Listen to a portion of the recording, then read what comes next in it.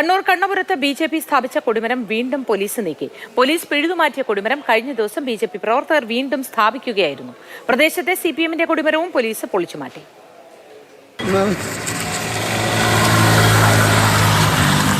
ഇത് രണ്ടാം തവണയാണ് ബി.ജെ.പി. കൊടിമരം പോലീസ് പൊളിച്ചുമാറ്റുന്നത്.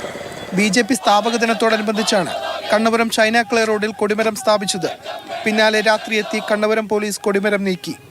പൊതുസ്ഥലത്ത് കൊടിതോരണങ്ങൾ പാടില്ലെന്ന ഹൈക്കോടതി ഉത്തരവിന്റെ അടിസ്ഥാനത്തിലായിരുന്നു നടപടി.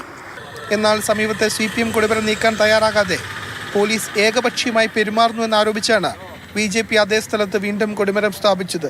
പോലീസ് നടപടിയിൽ പ്രതിഷേധിച്ച് ബി.ജെ.പി. പ്രവർത്തകർ കണ്ണപുരം പോലീസ് സ്റ്റേഷനിലേക്ക് മാർച്ചും നടത്തി. പിന്നീട് വില്ലേജ് ഓഫീസറെ വിളിച്ചു വരുത്തി പോലീസ് സ്ഥലം പരിശോധിച്ചു. പൊതുസ്ഥലമാണെന്ന് ഉറപ്പുവരുത്തിയ ശേഷമാണ് ഇന്ന് രാവിലെ വീണ്ടും കൊടിമരം പൊളിച്ചു നീക്കിയത്. 100 മീറ്റർ ചുറ്റളവിലുള്ള CPM-ന്റെ കൊടിമരവും പോലീസ് നീക്കി.